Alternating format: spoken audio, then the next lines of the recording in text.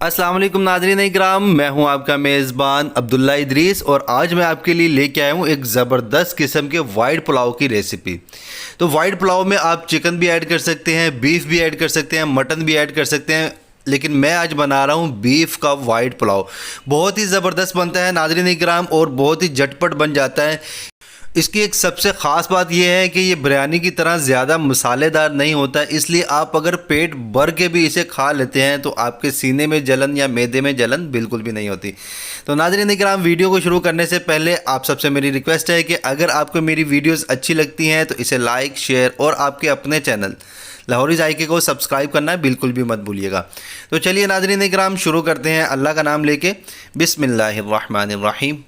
तो यहाँ पे नाज़रीन इकराम 2 किलो बीफ ले लिया हुआ है और इसकी जो बोटी का साइज़ है वो भी आप देख सकते हैं, नॉर्मल से थोड़ा सा ज़्यादा रखा है बोटी का साइज़। और इसमें एक नली भी मैंने डाल दी है और जो गोश्त है उसके साथ थोड़ा सा रोगन भी रखा है मैंने। हर एक बोटी के साथ थोड़ा बहुत रोगन होगा, इससे बहुत ही ज़बरदस्त किस्म का एक टेस्ट जो है ना वो डेवलप होता है। तो सबसे पहले हम तैयारी करेंगे यखनी की। तो यखनी के लिए एक मलमल का कपड़ा ले लिया जिसमें 2 बादियान के फूल रख दिए हैं, 2 बड़ी इलायची रख दी है, इसमें दालचीनी के 2 से 3 टुकड़े रख दिए हैं और उसके साथ लौंग इसमें 3 से 4 रख देंगे। हाफ़ टेबल स्पून इसमें ज़ीरा और हाफ़ टेबल स्पून इसमें सौंफ डाल के तो उसकी पोटली बना लेंगे। ये देखिए इस तरीके से।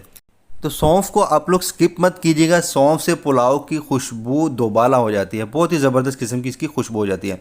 तो इस पोटली को हम प्रेशर कुकर में रख देंगे और साथ में गोश्त इसमें डाल देंगे। गोश्त के साथ इसमें साबुत प्याज डालेंगे, 2 प्याज डालेंगे साबुत और 2 साबुत लहसुन इसमें रख देंगे और मोटा मोटा कटा हुआ थोड़ा सा अदरक इसमें डाल देंगे और साथ में नमक आप लोग अपने टेस्ट के मुताबिक इसमें डालिएगा। मैंने 1.5 टेबल स्पून इसमें नमक डाल दिया है और उसके बाद इसमें पानी हम डालेंगे। तो पानी आप लोगों ने गोश्त से तकरीबन 2 इंच ऊपर तक डाल के तो आप लोगों ने इसे प्रेशर बंद करके तो इसे चूल्हे पे चढ़ा देना है। तो चूल्हे का फ्लेम आप लोगों ने मीडियम रखना है, मीडियम फ्लेम पे इसे पकाएंगे जब तक कि इसकी सीटी ऑन नहीं हो जाती। नाज़रीन इकराम, अगर आप लोगों के पास ये वाला प्रेशर कुकर है तो इसकी सीटी ऑन होने के बाद तकरीबन आप लोगों ने 20 मिनट तक इसे ऑन ही रहने देना है। अगर दूसरा प्रेशर कुकर है तो आप लोग 2 से 3 सीटियाँ उसकी करवा लीजिएगा। तो ये देखिए अल्हम्दुलिल्लाह गोश्त जो है वो अच्छे से गल चुका हुआ है, बहुत ही ज़बरदस्त किस्म का गोश्त तैयार हो चुका हुआ है। यहाँ पे इसे नमकीन गोश्त भी आप कह सकते हैं, ये खाने के लिए बिल्कुल रेडी है इस टाइम पे। तो नमकीन गोश्त और साथ में इसकी यखनी जो है वो तैयार हो चुकी हुई है यहाँ पे।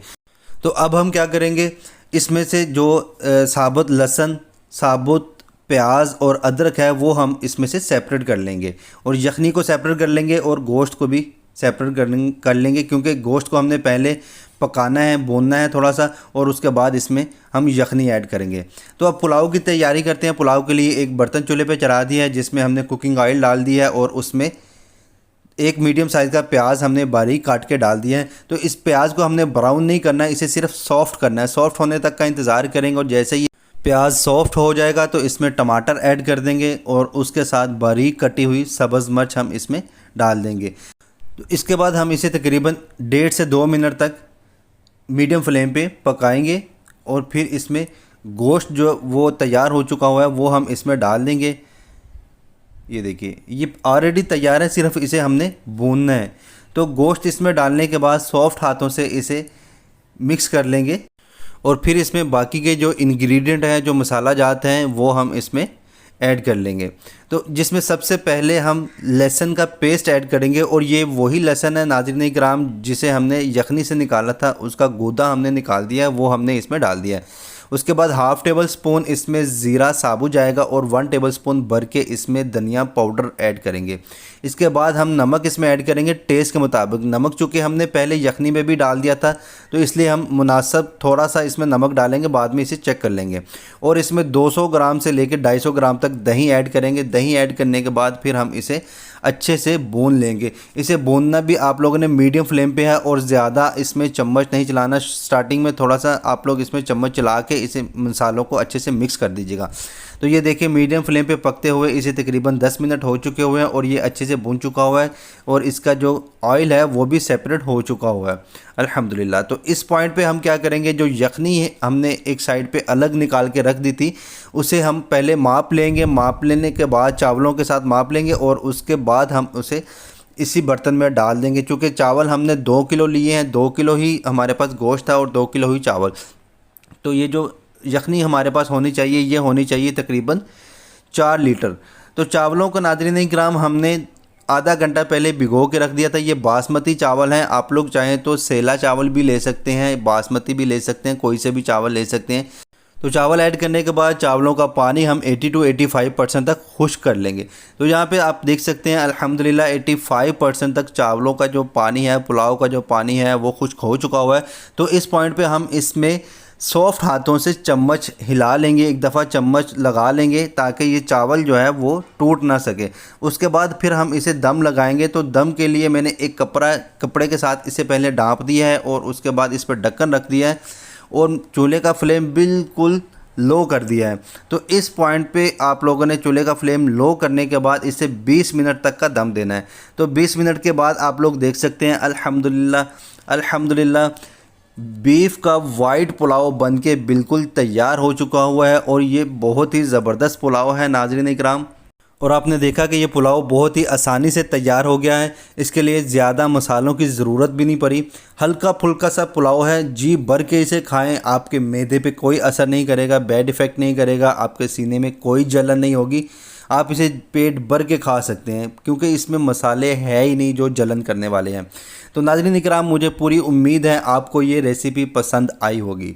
तो आप सबसे मेरी रिक्वेस्ट है कि आप ये रेसिपी लाजमी ट्राई कीजिएगा घर पे, और जब आप ये रेसिपी ट्राई करें तो अपना फ़ीडबैक जो है वो कमेंट सेक्शन में देना बिल्कुल भी मत भूलिएगा, क्योंकि आपका जो फ़ीडबैक होता है वो हमारा हौसला बढ़ाता है और हमें पता चलता है कि जो वीडियोस हम आपके लिए लेके आ रहे हैं वो वीडियोस आपको पसंद आ रही है या नहीं आ रही। तो ये देखिए गोश्त भी अल्हम्दुलिल्लाह बहुत ही ज़बरदस्त किस्म का गल चुका हुआ है। मैं आप लोगों को दिखा देता हूँ, ये देखिए माशाल्लाह माशाल्लाह, इस तरीके का गोश्त को गला के फिर आप पुलाव बनाइएगा, इंशाल्लाह बहुत ज़्यादा टेस्टी पुलाव बनेगा आपका। तो नाज़रीन इकराम यहाँ पे टाइम हुआ है आप लोगों से इजाज़त लेने का, लेकिन उससे पहले मैं एक रिक्वेस्ट करता चलूँ, एक हम्बल रिक्वेस्ट है आप सबसे। जो लोग मेरे चैनल पर नए हैं वो काइंडली इसे सब्सक्राइब किए बगैर मत जाइएगा। सब्सक्राइब करने के बाद साथ बने हुए बेल आइकन को भी प्रेस कीजिएगा ताकि हमारी आने वाली जितनी भी वीडियोज़ हैं उसके नोटिफिकेशन आपको टाइम पर मिले। तो नाज़रीन इकराम आपसे मुलाकात होगी इंशाल्लाह नई वीडियो में एक नई रेसिपी के साथ। तब तक के लिए अपने मेज़बान अब्दुल्ला इदरीस को इजाज़त दीजिए। अल्लाह हाफिज़ व नासिर।